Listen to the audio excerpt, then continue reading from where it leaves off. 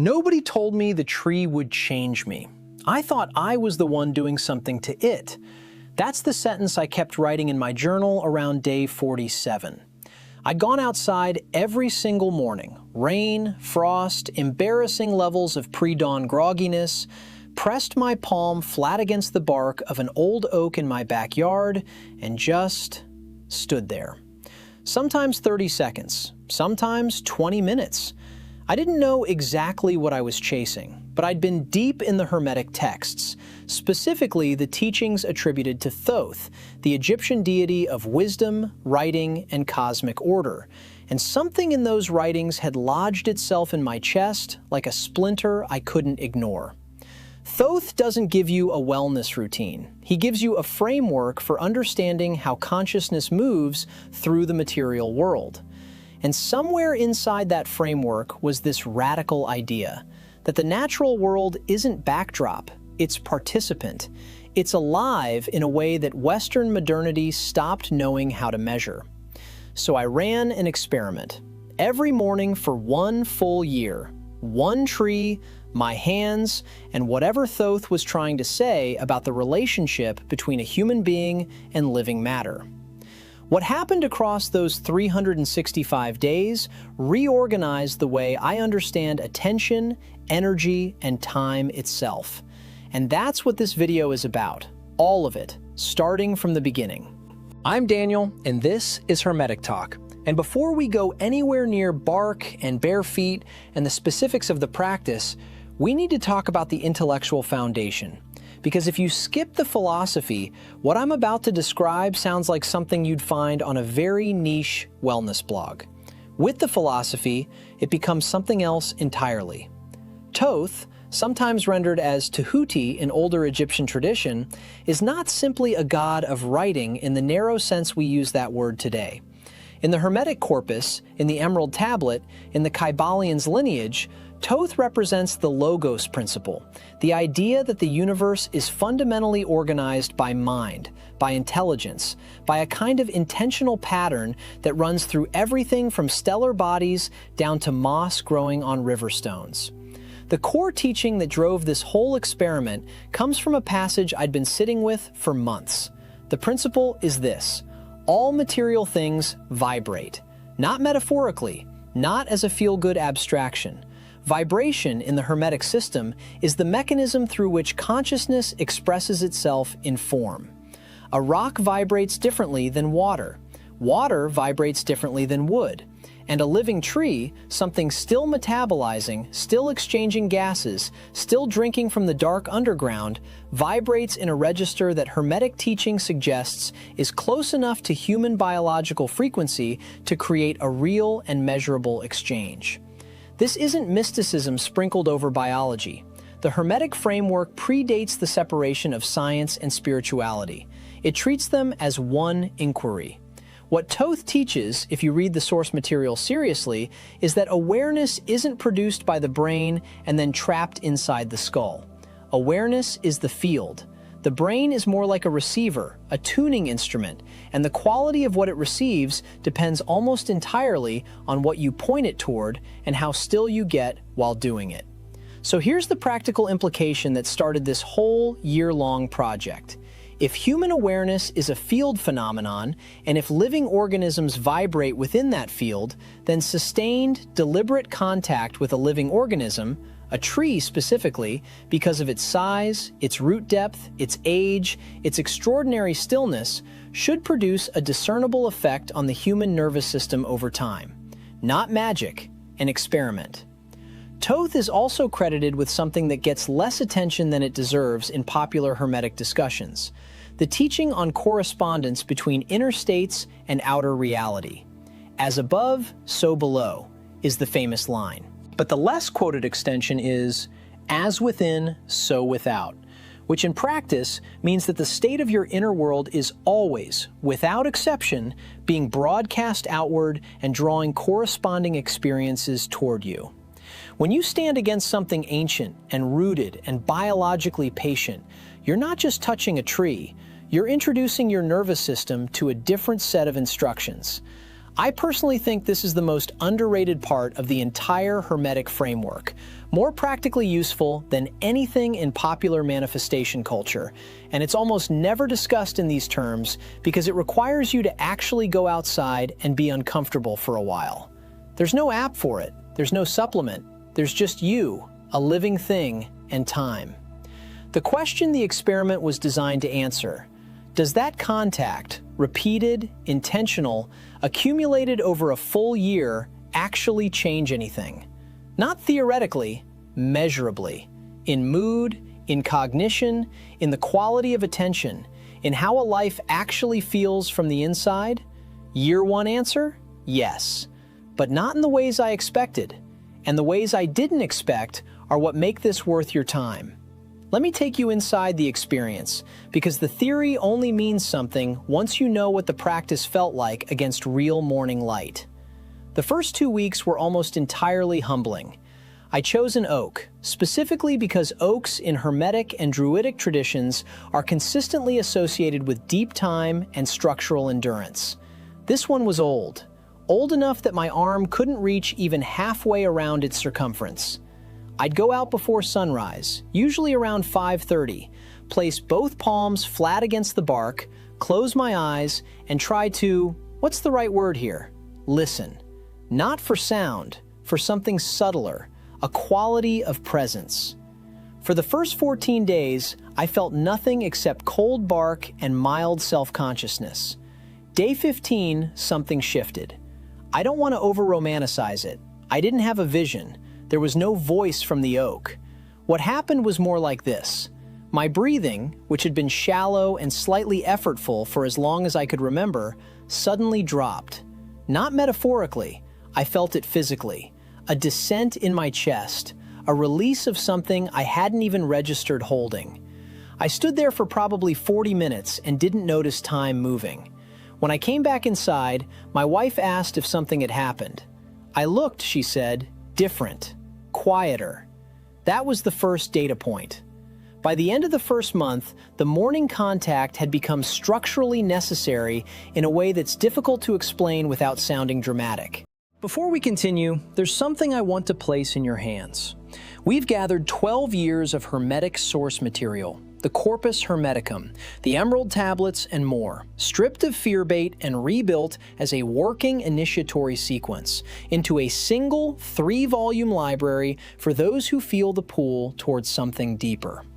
Because whether we speak of clearing the field of what was never yours, architecting reality through the 7 Hermetic laws as machinery, or building an auric field with weight that walks into a room ahead of you, one truth remains.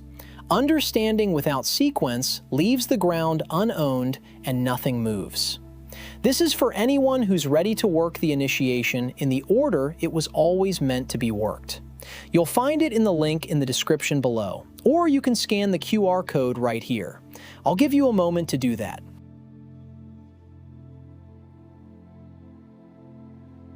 Missing a morning, which I did twice in the first 30 days, once for travel and once for illness, produced a specific kind of mental turbulence. Not withdrawal in any chemical sense, more like a compass needle that keeps swinging because it hasn't found north yet.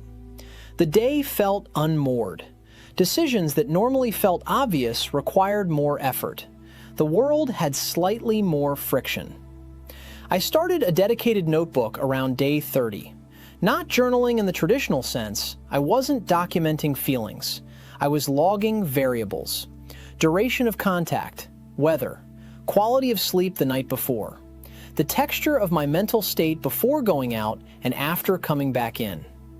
What I noticed over the first 90 days of that log was a correlation so consistent it became impossible to dismiss. Mornings with longer contact produced afternoons with measurably cleaner thinking. Not euphoric, not medicated smooth, just clear. The kind of clarity where a hard problem suddenly shows you its shape. Hermetic teaching has a framework for this.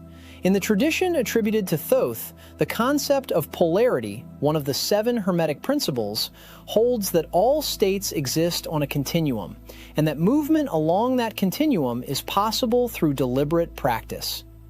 Anxiety and calm are not opposites in the binary sense. They're the same scale, with anxiety being one temperature and calm being another. The teaching says you can transmute one into the other if you understand the mechanism. What the tree contact was doing, I started to realize, was functioning as a transmutation tool, a reliable way of moving the needle on that internal scale, not by suppression or distraction, but by resonance. Around day 60, I began to notice something in my relationship with time. This is harder to articulate. A tree doesn't experience urgency. It has no deadline. It has been doing what it does for decades, sometimes centuries, and it will continue doing it with absolute indifference to quarterly reviews and notification badges. Standing against that for extended periods every morning began to create what I can only call a time-expanded state. The feeling that the day was longer than it had been. Not because hours stretched, but because my attention stopped bouncing between what already happened and what might happen, and started, sometimes for the first time in years, actually inhabiting the moment I was standing inside. By day 90, I had a working hypothesis. The tree wasn't a prop or a symbol. It was an instrument. And I was learning, very slowly, how to play it. The second quarter of the year is where the experiment stopped feeling like an experiment and started feeling like a curriculum. Something I didn't anticipate? The oak began to feel different on different mornings. Not in a way I could verify with instruments, but in a way my nervous system registered with growing consistency. Some mornings the contact felt almost electric. That word is imprecise, but it's the closest one. Like standing next to something humming at high voltage. Other mornings it felt slow and dense and deeply restful, like leaning into a wall that had absorbed centuries of patience. I started logging these states and cross-referencing them against weather, lunar phase, my own sleep data, and the time of sunrise. The correlations weren't perfect, but they were interesting enough that I reached back into the Hermetic source material, looking for a framework to explain what I was experiencing. What I found was Thoth's teaching on the principle of rhythm, one of the most elegant and least discussed of the Hermetic Seven. The principle holds that everything flows in and out, rises and falls, advances and retreats, in tides that are not random but cyclical and predictable if you develop the sensitivity to read them. Applied to living organisms, including trees, this suggests that what I was calling different mornings were actually the tree expressing a genuine rhythmic variation, tied to cycles that operate on timescales human beings usually move too fast to notice. I spent 3 hours one afternoon going back through 6 months of log entries trying to map the pattern. And what I found genuinely surprised me.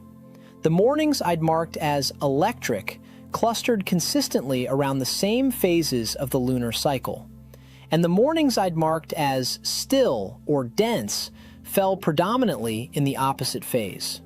Not every time, not with clockwork precision, but with enough regularity that chance felt like an insufficient explanation.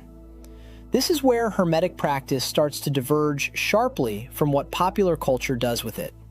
In popular use, Hermetic ideas get flattened into affirmations and vision boards. In actual practice, the kind Thoth-attributed texts describe, the work is observational. It requires you to slow down enough to perceive patterns that operate in deep time. The tree was teaching me to do that, not abstractly, through repetition and attention, morning after morning, until my nervous system started developing new vocabulary for experiences it previously didn't have words for. Around day 130, something happened that I've told very few people. I was outside earlier than usual, around 4:15, still fully dark, and I'd been in contact with the tree for maybe 10 minutes when I became aware of a perception I don't have a clean category for. It wasn't visual, it wasn't auditory, it was something closer to big. And I know how this sounds, a quality of being known. as though the tree, this 400-year-old organism with a root network extending underground for dozens of feet, had registered my presence in some way that I could actually sense. Not in a magical thinking sense, in a biological field sense, in the sense that Thoth's teachings on vibration and resonance would actually predict. I didn't make any claims about it at the time. I logged it as an anomalous event and kept going. But it changed the texture of the practice. From that point forward, I stopped approaching the tree the way you approach an object. I started approaching it the way you approach a teacher, with a quality of attention that assumes there might be something here worth receiving, if you're quiet and present enough to catch it. The results in the second 90 days were less subtle than the first quarter. My sleep architecture changed. I tracked this with a wearable device. Specifically, the proportion of deep sleep increased by a margin significant enough to affect daily function. My reaction time to stressors lengthened. Where I'd previously snapped into defensive mode within seconds of a conflict signal, there was now a pause. Not a forced pause, not a technique I was applying, just a naturally occurring gap between stimulus and response that hadn't been there before. Thoth's principle of mentalism, that all is mind, that the universe is mental in nature, starts to mean something very different when you've spent 90 mornings in deliberate contact with something that demonstrates a completely different mode of mind than the one running your ordinary waking life. The second Hermetic principle is correspondence. As above, so below. As within, so without. Most people treat this as a philosophical statement, a poetic observation about the fractal nature of reality. I treated it that way for years. It reads beautifully on paper and sits well in a late-night conversation about consciousness. But somewhere around day 120, the tree started demonstrating correspondence to me in a way that made philosophy feel inadequate as a container for what was happening. Here's what I mean. I had been going through a period of internal fragmentation, one of those seasons where the different parts of your life feel like they're pulling in opposite directions, and the connective tissue between them starts to thin. Work was demanding one version of me. My relationships were demanding another. The inner work I cared about most was demanding a third. And the tree, during this period, was visibly struggling. There had been a late frost, unseasonable and sharp, and several of the younger branches had been damaged. The tree wasn't dying. It was old enough and rooted deeply enough to absorb the damage, but it was clearly in a kind of distress. Portions of bark had cracked. New growth had been stunned. I remember standing with my palms against the trunk on day 123 and thinking, not as a metaphor, not as a symbolic interpretation, but as a genuine observation, that I was looking at myself. The old, deep root system holding, the surface level showing damage, the new growth interrupted. Now, I want to be careful here. I'm not claiming that my emotional state caused the frost, or that the tree was cosmically assigned to mirror my psychology. What I am saying is that the principle of correspondence, when you actually practice it, when you place yourself in sustained relational contact with something natural and cyclical and alive, starts to offer you a reading of your own interior that your thinking mind simply cannot generate on its own. The thinking mind is too close to the problem. It has too much investment in certain interpretations. The tree had no investment. It just showed me what was. By day 150, both of us had begun recovering. The tree was pushing new growth around the damaged sections. I had made two decisions, one professional, one personal, that released significant pressure from that fragmentation I'd been experiencing. I don't think those decisions came from my rational analysis of the situation. I think they came from 150 mornings of standing in a field of correspondence, where something kept reflecting back to me the cost of misalignment. Before we continue, some of what I've learned simply never makes it onto YouTube. That's why we have Insights Academy, a free newsletter where I go deeper into hidden knowledge, ancient wisdom, metaphysics, and the nature of consciousness. The knowledge we don't share in these videos. And when you sign up, you'll receive the Kabbalion as a welcome gift. You'll find it through the link in the description below or by scanning the QR code on your screen. I'll give you a moment to do that.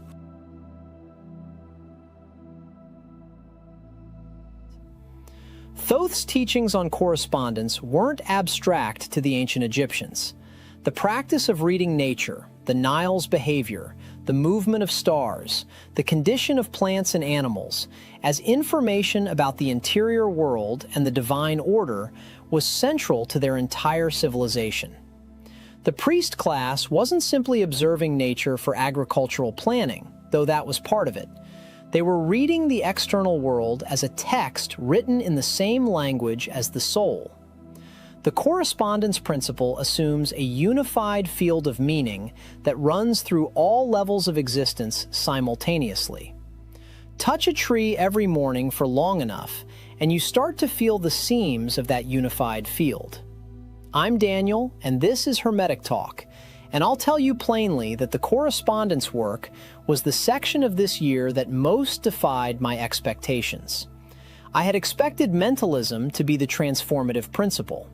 I had expected the shift in mind state to be the headline finding of this experiment. Correspondence snuck up on me. It worked quietly, laterally, through accumulation. There was no single morning where I stood at the tree and had a revelation. There were simply 150 plus mornings of sustained contact, and somewhere in that accumulation, a new capacity emerged. The ability to read the outer world as a mirror without collapsing the distinction between the outer world and myself. That's a nuanced skill. Most people either don't engage with the mirror at all, treating the outer world as purely mechanical, or they over-identify, projecting so completely that they lose the thread of their own distinct existence. Correspondence, practiced correctly, teaches you to hold both simultaneously. You are reflected in the world, and you are not the world. Both are true. The tree helped me feel that distinction in my body rather than just holding it as a cognitive position. Thoth's third principle is vibration. Everything moves, everything vibrates, nothing rests. At the level of quantum physics, this is now standard. Matter is not solid. It is energetic pattern in constant motion. But Thoth wasn't describing quantum physics. He was describing something you can experience directly if you're willing to slow down enough to feel it. The fourth principle is rhythm. Everything flows, out and in. Everything has its tides. All things rise and fall. The pendulum swing manifests in everything. These two principles, vibration and rhythm, are the ones I spent months 4 through 8 living inside, and they are the ones that most directly changed my relationship to time. I want to be specific about what the tree practice revealed here, because I think this is where the experiment moved from interesting to genuinely strange. Around day 160, I began to notice something I can only describe as a pulse. Not a heartbeat, not something I was generating, but a very low, very slow, rhythmic quality to the contact between my palms and the bark. I want to be precise about this. I cannot tell you whether what I was feeling was an actual physical phenomenon, some form of bioelectrical exchange, the tree's internal pressure systems responding to morning temperature shifts, or whether my nervous system had become sensitive enough through months of practice to detect something that was always there. What I can tell you is that it was consistent. It was present most mornings, and it had a frequency that was distinctly slower than my own resting heartbeat. I began to synchronize with it. Not deliberately, not through technique, it just happened. My breathing would slow to match what I was feeling under my palms. My own internal rhythm would descend into something quieter. And then, within that quieter state, the morning would open differently. The cognitive noise that normally fills the first hour of wakefulness, the planning, the anticipating, the reviewing, would thin out. What remained was something I can only describe as presence without agenda. This connects directly to what Thoth taught about vibration as mastery. The Kabbalion, which synthesizes and transmits much of the Hermetic framework Thoth originated, describes a practice of mental transmutation, the ability to consciously shift the vibration of one's mental state, to rise above the swing of the pendulum by moving to a higher plane, rather than being carried by the swing itself.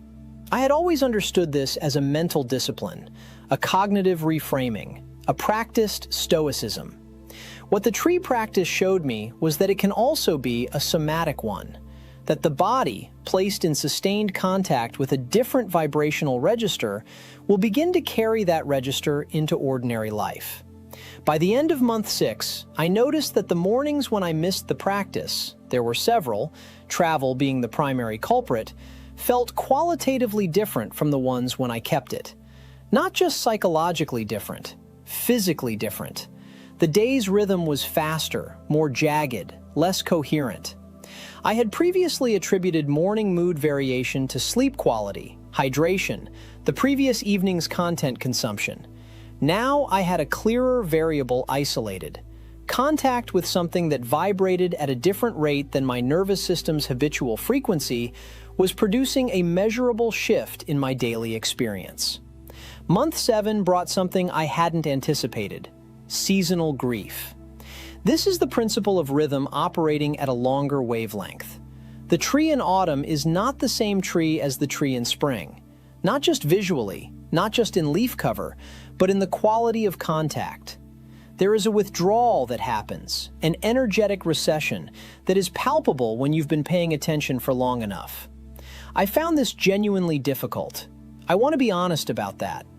There was a week in late October where standing at the tree felt like standing with someone who was leaving, not dying, because the tree wasn't dying, but departing in some real way into a different mode of existence. Thoth's rhythm principle contains within it a teaching about exactly this, that all withdrawal is preparation for return, that the downswing is inseparable from the upswing, that the practitioner's task is not to resist the rhythm, but to understand it deeply enough to neutralize its power over your emotional state. That's easier to read than to do. Standing in the cold with your palms against bark that has gone quiet and withdrawn, knowing intellectually that spring will return, that's not consolation, that's information. And there's a difference. Real Hermetic practice, I was learning, requires you to feel the thing completely, while simultaneously holding the principle that contains it. Both. Not bypassing the feeling with the principle, and not drowning in the feeling because you've forgotten the principle. If vibration and rhythm were the principles that changed my relationship to time, polarity was the one that challenged my relationship to myself. And I'll say directly, this was the hardest 30 days of the year. Not the coldest mornings. Not the mornings when I was running on 3 hours of sleep and had to drag myself out of bed. The polarity work. Days 200 through 230, roughly, were the stretch that made me seriously question whether I was doing something genuinely useful or whether I had simply constructed an elaborate practice that allowed me to feel spiritually productive while avoiding the harder work of direct psychological confrontation. Polarity in Thoth's framework is the principle that everything is dual. Every truth has its opposite. Heat and cold are not different things, they are different degrees of the same thing. Love and hatred exist on the same continuum. Courage and cowardice are not opposites in the sense of being unrelated, they are two ends of the same spectrum of response to danger. The Hermetic teaching is that the skilled practitioner can transmute along the poles, can move hatred toward love by working the same continuum rather than fighting one with the other as though they were separate substances. Here's where the tree practice got uncomfortable. There was a particular morning, day 214, where I arrived at the tree in a state of genuine anger.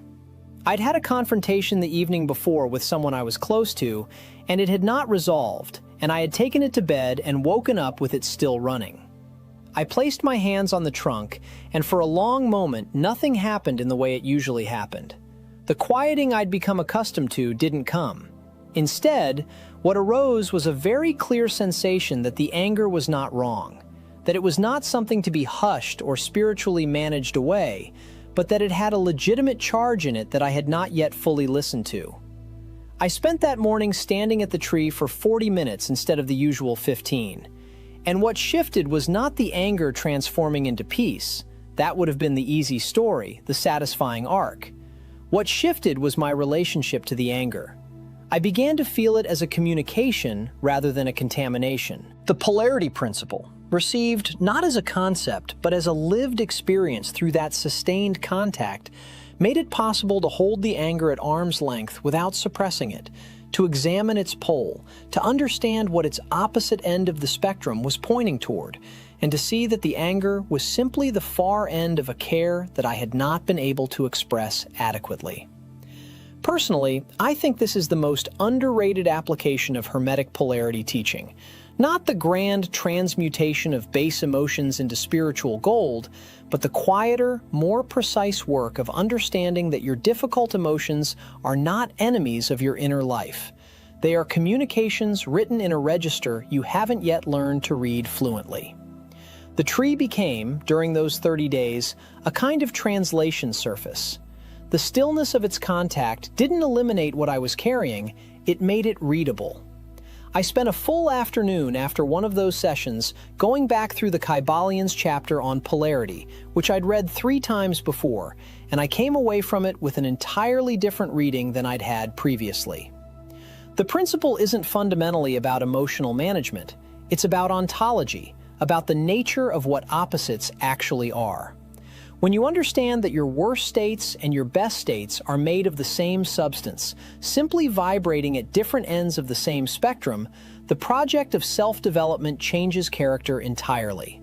You're not trying to eliminate anything. You're learning to move along existing axes rather than wage war across a battlefield. There's also a shadow dimension to this teaching that Thoth is careful about in the ancient texts. The danger of using the polarity principle to justify passivity.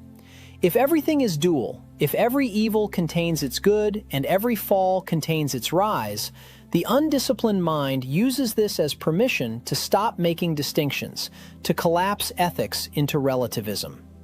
The tree didn't teach me that.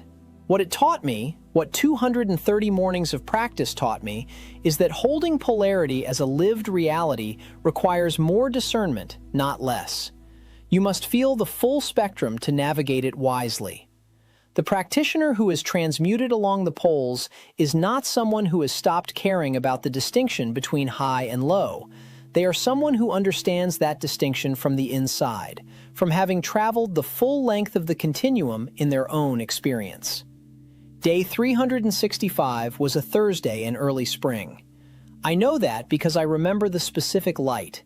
The quality of morning light in early spring has a sharpness that winter doesn't have, a clarity that summer softens. I walked to the tree before 5 in the morning, which had become unremarkable by that point. 15 months earlier, waking before 5 would have required an alarm, motivation, and a negotiation with the part of me that wanted to stay horizontal. By day 365, I simply woke. The body had adopted a new relationship with morning. I placed my hands on the bark and stood there. And I want to describe what day 365 felt like compared to day 1, not as a triumph narrative, not as a proof of the practice, but as an honest accounting of what a year of sustained application of Hermetic principle had and hadn't produced. What hadn't changed? The tree was still a tree. It had not become a portal. No entity had appeared, no voice had spoken, no vision had arrived. If you came to this practice hoping for the mystical experiences of the dramatic kind, the kind that fills certain corners of the esoteric internet with illustrated accounts, this year was not that. I want to be clear about this because I think the inflation of expected experience is one of the primary ways people talk themselves out of practice before the real work has a chance to take root. The bark felt like bark on day 365. The temperature of the morning was just the temperature of the morning. What had changed? I was a different instrument. That's the only honest way I can put it. The nervous system that arrived at that tree on day 1 was calibrated differently than the one standing there on day 365. The capacity to be still had increased by an order of magnitude I would not have predicted. The response latency to emotional triggers had lengthened in ways that continued to be measurable and continued to affect daily function. The relationship to seasonal change, to withdrawal, to return, to the rhythm of natural systems had become less intellectual and more felt, more integrated into the body's own sense of time. The sleep architecture improvements I noted during the first 90 days had stabilized at a higher baseline and maintained that baseline across the remaining 275 days. My cognitive relationship to polarity, to difficult emotions, to contradictory truths had genuinely shifted. I was less binary in my processing of conflict, not as a pose, not as a practiced response I was applying from outside, as an actual default position of the nervous system. And then there was the correspondence work, which I think I'll still be unpacking years from now. The capacity to read the outer world as information about the inner world, without projecting, without collapsing the distinction between self and world, is one of those skills that doesn't announce itself dramatically. It accumulates into a different quality of attention. I walk through the world differently now. Not better in the sense of superior, differently in the sense of more awake to the seams. What Thoth got right across the 7 principles is the sequence. Mentalism first, because if you don't establish that consciousness is the primary medium you're working in, the rest of the principles remain intellectual furniture rather than practical tools. Correspondence second, because the relational mirror comes before the vibrational work.